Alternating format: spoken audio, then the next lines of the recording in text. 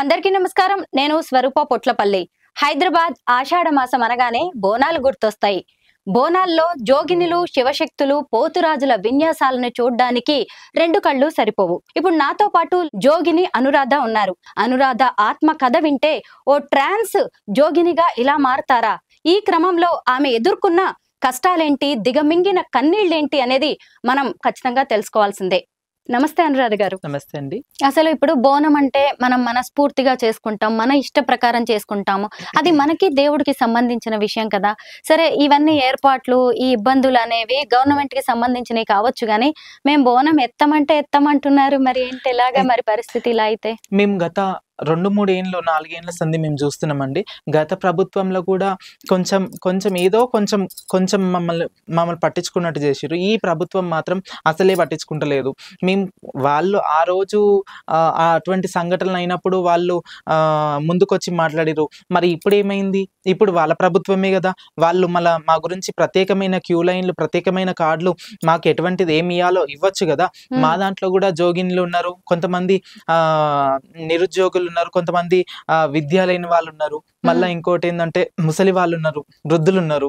మాకు ఎటువంటి పెన్షన్లు అయినా సరే, ఎటువంటి సహాయం ఎక్కడి నుంచి కూడా అందుతలేదన్నమాట.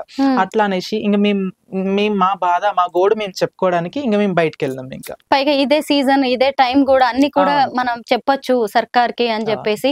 అంటే ఇప్పటికే 2 వారాలు మీరు ఫేస్ చేశారు కాబట్టి ఇంకా మిగతా వారాలు మిగిలిన్నాయి, ఇంకెలాంటి ఇబ్బందులు వస్తాయని ముందుగానే మీరు ప్రభుత్వ దృష్టికి తీసుకెళ్తున్నారు అంతే మీ బాధని. అయితే ఫైనల్ గా ఇప్పుడు మీరు రేవంత్ సర్కార్ ని ఏం కోరుతున్నారు? ఇప్పుడు మాకు ప్రత్యేకమైన పాసులు కావాలి, ప్రత్యేకమైన క్యూ లైన్లు కావాలి, మాకంటూ మమ్మల్ని గుర్తించాలి.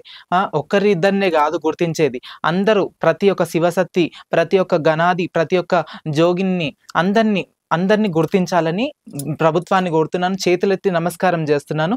మా విన్నపం ఇది, మీరు ఆలకించండి, మా విన్నపాలు మీరు ఆలకించండి అంతే. ఇంకా ఇప్పుడు ఈ జోగినులు, శివశక్తులు, పోతురాజులు ఇవేమైనా అసోసియేషన్ లాంటిది ఏమైనా ఉందా? ఇంతమంది మెంబర్స్ ఎలా తెలుస్తుంది మీరందరికీ? అయితే ఇప్పుడు మా పెద్దలు కూడా కొంచెం పెట్టారనమాట. ఇప్పుడు టీమ్స్ చేస్తున్నారు. ఇంకా టీమ్స్ లో కూడా ఇప్పుడు నెక్స్ట్ ఇంకా ఏం చేస్తారు, ఒక్కొక్క దినానికి అభివృద్ధి అన్నట్టు ఇంకా అభివృద్ధి చేస్తున్నారు. మా దాంట్లో కూడా మొత్తం అందరూ ఒకటవుతున్నారు అనమాట. అంటే ఏదైనా కమిటీస్ లాగా గానీ, అసోసియేషన్ లాగా గానీ ఏదైనా ఉంటుందా? ఉంటది. ఇప్పటిదాకా ప్రభుత్వం దగ్గర నుంచి మీ జోగినులు, శివశక్తులు, పోతురాజులకు వచ్చిన బెనిఫిట్స్ ఏంటి?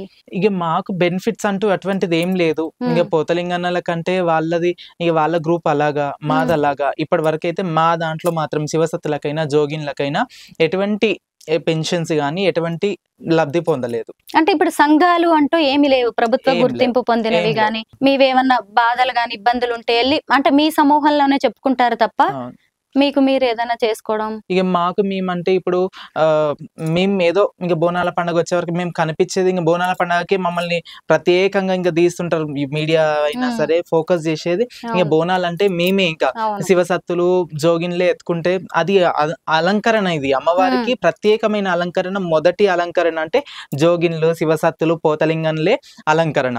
ఆ జాతర అంటేనే మేము వచ్చేది, ప్రత్యేకమైన స్థానం మాకుంది కాబట్టి ఆ టైంలోనే చూపిస్తారు. ఆ టైంలోనే మళ్ళా సంవత్సరం వచ్చేదాకా పట్టించుకున్న నాదుడు లేడు. కరెక్టే.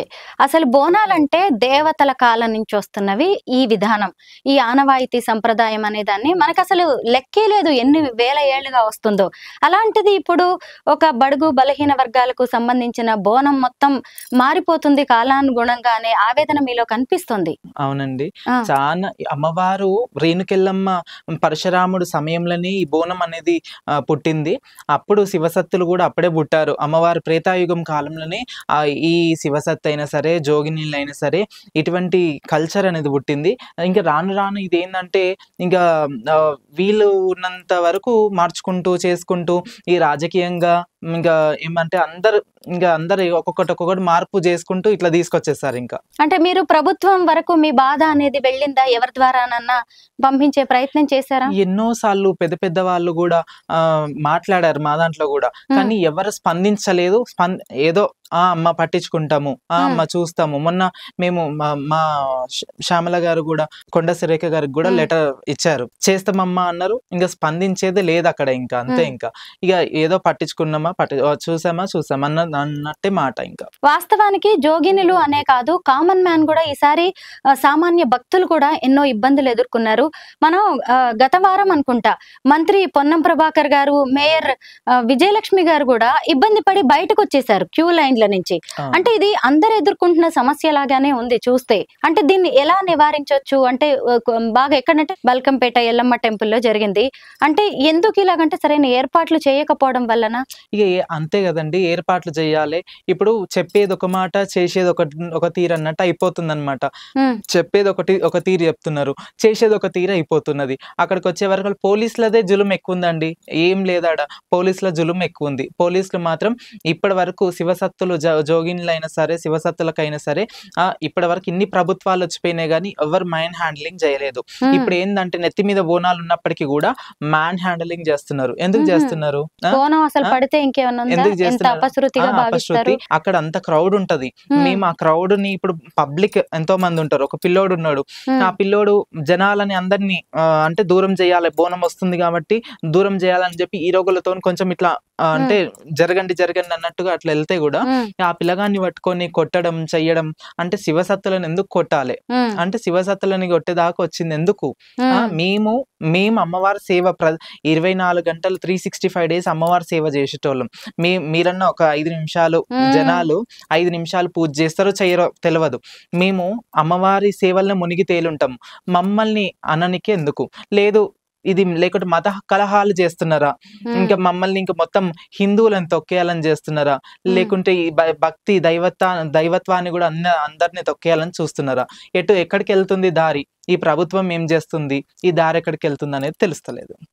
ఇప్పటికే మీరైతే మంచిగానే ప్రజాస్వామ్యయుతంగానే మీరు నిరసన తెలిపారు. ఖచ్చితంగా మీ ఆవేదన అనేది కూడా ప్రభుత్వం వరకు వెళ్ళిందని అనుకుంటున్నాను నేను.